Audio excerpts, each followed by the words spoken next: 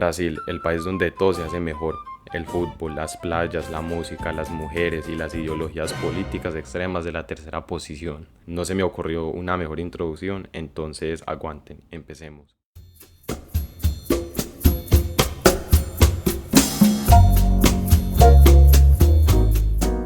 El 22 de enero de 1895 nació Plinio Salgado en São Bento do Sapucaí, un pueblo en el interior del estado brasileño de Sao Paulo. Fue hijo del coronel Francisca das Chagas, que además de ser militar como el nombre implica, también trabajaba como farmacéutico, y Ana Francisca Reno Cortés, una maestra. El pequeño Salgado creció en un ambiente bien conservador, es más, su bisabuelo paterno fue partidario del movimiento miguelista. Estos fueron los apoyadores conservadores del rey Miguel I de Portugal, que estaban en contra de las reformas liberales. Salgado fue un joven muy aplicado en lo académico, particularmente le gustaban las matemáticas y la geometría. No se sabe mucho más de su infancia, pero sí sabemos que la vida le cambió totalmente a los 16 años a causa de la muerte de su padre. Tras la muerte de Chagas Salgado, el joven se volvió amargo y serio, y empezó a interesarse bastante por la filosofía y la psicología. 4 años después, en 1916, Salgado fundó el periódico Correio de São Bento. Su trabajo como periodista en este periodo atrajo la atención del más prestigioso Correo Paulistano,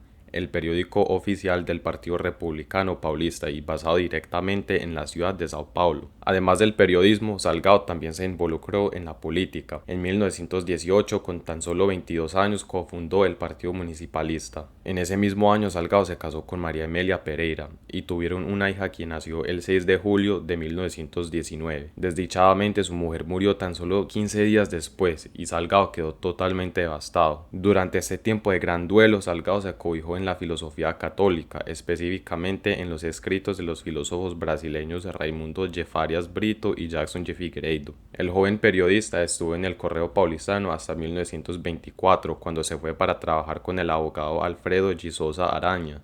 2 años después publicó una novela romántica titulada O Extranjero, o en español El Extranjero. Como Salgado no se cansaba de estar fundando nuevas iniciativas, fundó junto con Cassiano Ricardo, Menotti del Picchia y Candido Mota Filho un movimiento literario llamado el Movimiento Verde Amarillo. Este movimiento era modernista y buscaba fortalecer el nacionalismo brasileño. En 1927, Salgado publicó otro libro titulado Literatura y Política. En este libro, Salgado presentó sus ideas que eran generalmente pro-agrarias, pro-nacionalistas, antiliberales y anticosmopolitanas. Un año después, en 1928, fue elegido diputado en la Asamblea Legislativa del Estado de Sao Paulo como representante del Partido Republicano Paulista.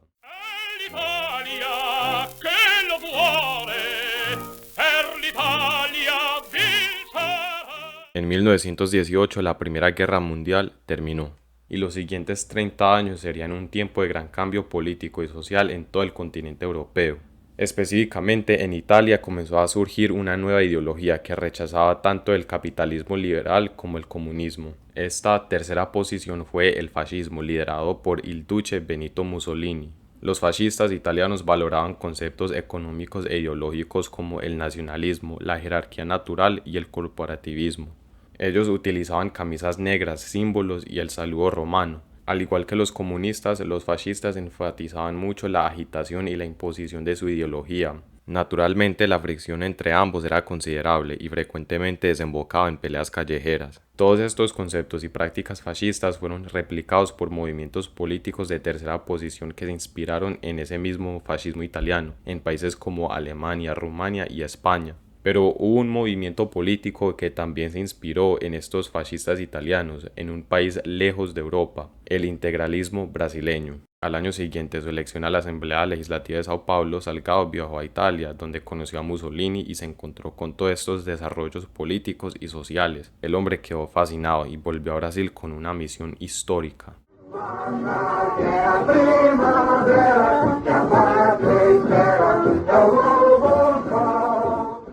Plinio Salgado regresó a Brasil justo un día después del comienzo de la Revolución de 1930, una revolución lanzada por parte de liberales insatisfechos con el resultado de la elección presidencial de 1930. En tan solo un mes lograron derrocar al gobierno de Washington Luiz y colocar en poder a Getúlio Vargas. Luiz pertenecía al mismo partido político que Salgado y por lo tanto escribió en defensa del presidente derrocado, pero no sirvió de nada. Y si no puedes contra ellos, úneteles. Tras la victoria de los revolucionarios, Salgado empezó a apoyar el gobierno de Vargas y fundó La Razón, un periódico diario en el que defendía las posturas del nuevo presidente. Esto enojó a los opositores de Vargas, quienes incendiaron el periódico. En medio de todo el caos político que ocurría en Brasil a causa de la revolución de 1930 y la subsiguiente revolución constitucionalista, los brasileños comenzaron a reflexionar sobre su nación. Sentían que habían muchas preguntas y pocas respuestas. Para discutir todos estos temas, Salgado fundó la Sociedad de Estudios Políticos en febrero de 1932, con el fin de reunir a intelectuales brasileños de pensamiento nacionalista. La sociedad era generalmente opuesta al liberalismo, al socialismo y al racismo, y favorecía el nacionalismo, el corporativismo y la centralización del Estado. 5 días después de la conclusión de la Revolución de 1932, Salgado publicó el Manifiesto de octubre de 1932, documento que anunció la fundación del Partido Acción Integralista Brasileña. Los principios de la Sociedad de Estudios Políticos sirvieron como base de este nuevo partido político. Inspirado por lo que vio en Italia, Salgado adoptó muchas de las costumbres fascistas italianas, pero les dio un carácter brasileño. No se puede decir que fue el único que hizo esto, prácticamente todos los movimientos de tercera posición de esta época le copiaron la tarea a Italia. El catolicismo, el nacionalismo y la tradición eran los elementos más importantes que formaban los fundamentos de su partido. Por lo tanto, adoptó el lema Dios, Patria y Familia. El sigma fue utilizado como el símbolo del partido para proyectar unidad nacional. Ese sigma no, la letra del alfabeto griego, porque en las matemáticas representa la sumatoria. Es casi una ley para este tipo de movimientos escoger una camisa de un color específico como uniforme. Salgado, por su parte, eligió verde. Ahora, si usted llegara a visitar la Florida, es muy importante que tenga en cuenta que si entra a un Publix no crea que está en una manifestación integralista brasileña. Casualmente los trabajadores también usan verde como uniforme. El uso del saludo romano también fue incorporado junto con la expresión Anahué, palabra utilizada por los tupí para saludar y que significa algo entre estoy aquí o tú eres mi hermano. En cuanto a temas raciales, Salgado creía firmemente en la fraternidad de todos los hombres brasileños, sin importar su raza. Los negros fueron aceptados en la A y B e incluso formaron parte del liderazgo del partido. Hablando de la situación judía en Alemania, Salgado dijo, el problema del mundo es ético y no étnico.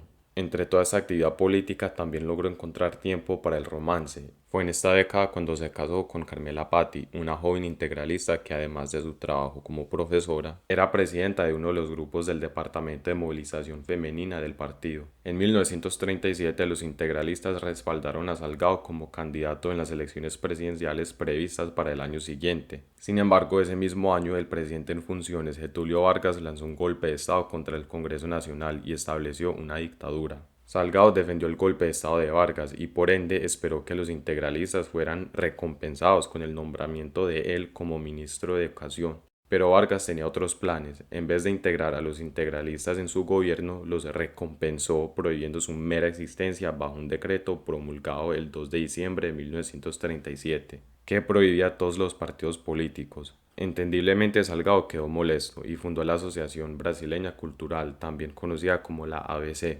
Técnicamente no era un partido político, sino una sociedad cívica, pero pues el caso es que muchos integralistas quedaron insatisfechos y algunos de estos se unieron a una conspiración para derrocar al gobierno de Vargas. La rebelión fue suprimida prematuramente, ya que las autoridades habían sido informadas de lo que se estaba tramando. 2 meses después, ciertos integralistas organizaron otra rebelión lanzada en mayo de 1938. Esta fue un poco más exitosa en el sentido que por lo menos lograron asediar el Palacio Guanabara, pero también fue abatida. A pesar de que Salgado no lideró ni participó directamente en ninguna de las dos rebeliones, el hecho de que hubiera participación integralista en ellas lo perjudicaba. Esto es porque Salgado, como principal líder del movimiento integralista, estaba automáticamente asociado con toda acción tomada por sus miembros. Por lo tanto, a Salgado lo arrestaron en enero de 1938 y fue encerrado en la fortaleza de Santa Cruz. Pronto fue liberado, pero en junio de ese mismo año fue exiliado a Portugal.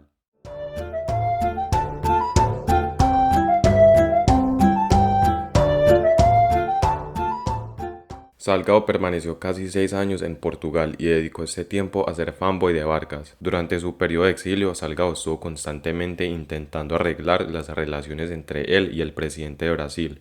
En su manifiesto de septiembre de 1941 expresó su apoyo al gobierno de Vargas y en otras publicaciones desalentó acciones agitadoras por parte de los integralistas, animándolos más bien a actuar dentro del marco de la ley. Esto no fue muy bien recibido por la mayoría de los integralistas, pero bueno, ¿qué se va a hacer? También escribió varios libros y publicaciones sobre temas políticos y religiosos, notablemente la vida de Jesús, por el cual recibió esa admiración del presidente de Portugal. En 1945, Salgado, aún en exilio, fundó el Partido de Representación Popular, y también en ese mismo año la Segunda Guerra Mundial terminó tras la derrota de las potencias del Eje, y los brasileños, sintiéndose un poco inspirados, depusieron a Getúlio Vargas. Salgado aprovechó estas circunstancias para volver a Brasil. Antes de partir de Portugal se organizó un banquete de despedida al que asistieron prominentes católicos y toda clase de políticos e intelectuales. Nada raro, ya que desde el principio Salgado fue muy bien recibido en el país, dado a que en esta época gobernaba Antonio de Oliveira Salazar y la ideología practicada por el Estado Novo era algo bastante parecida al integralismo brasileño. Particularmente recibió mucho apoyo de grupos católicos como la Acción Católica Portuguesa y de políticos salaristas. La simpatía fue mutua porque Salgado tenía mucha afinidad hacia los países ibéricos, a los que veía como defensores del cristianismo, e incluso demostró su apoyo a Portugal durante las campañas ultramarinas, comparando la relación de Portugal con sus territorios africanos con la relación de los Estados Unidos con los estados de Alaska y Hawái.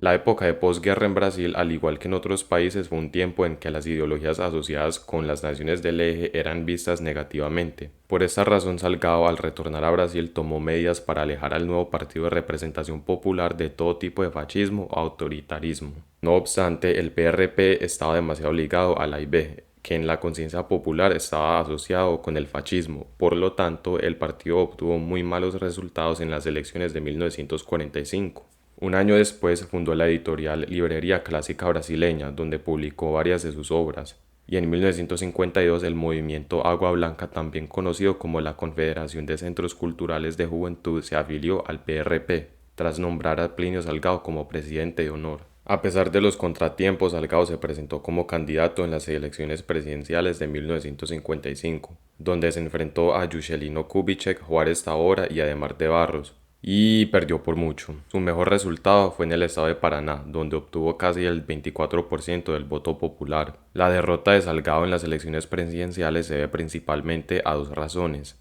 Primero, pese a su intento de distanciarse del fascismo, la asociación de Salgado con esa ideología en la conciencia popular aún era y realmente todavía es demasiado fuerte. Este estigma causó que fuera visto como un candidato antidemocrático y militarista, y en tiempos como esto lo hacía muy impopular y por lo tanto su candidatura encontró mucha resistencia política. Segundo, la falta de alianzas políticas posiblemente fue un factor influyente que explica por qué Salgado perdió la elección.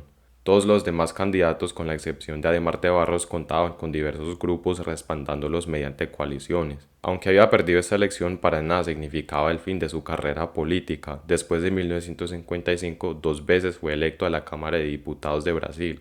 La primera vez en 1958 representando el estado de Paraná y la segunda vez en 1962 representando el estado de Sao Paulo. También durante esta época empezó a incorporar elementos del AIB al Partido de Representación Popular, como por ejemplo volviendo a adoptar los símbolos integralistas. El Partido de Representación Popular fue disolvido por la misma razón que la Acción Integralista Brasileña: abolición tras un golpe de Estado. En la primavera de 1964, partes de las Fuerzas Armadas brasileñas se rebelaron en contra del presidente João Goulart. El nuevo presidente postulado, Castelo Branco, promulgó en octubre de 1965 el Acto Institucional número 2, que efectivamente abolió todos los partidos políticos menos la Alianza Renovadora Nacional, o ARENA, al cual la mayoría de los miembros del PRP se unieron, y el Movimiento Democrático Brasileño, o MDB. Salgado apoyó el golpe de Estado porque él era firmemente anticomunista y asimismo, como él era muy asociado con el fascismo, el presidente Goulart y sus reformas de izquierdas eran asociadas con el comunismo. Y recuerden, muchachos, que estos son los 60, plena Guerra Fría. Salgado continuó como diputado en la Cámara de Diputados, más ahora bajo el partido de Arena, y finalmente se retiró en 1974. En este mismo año, Salgado fue a los 69 años admitido como miembro de la Academia Paulista de Letras, una de las instituciones de literatura más prestigiosas de Brasil. El 8 de diciembre de 1975, a los 80 años de edad, falleció Plinio Salgado por causa de un edema pulmonar, trayendo fin a la larga vida y carrera de uno de los hombres más importantes e influyentes en la historia política de Brasil. Sob as bênçãos do Prudente,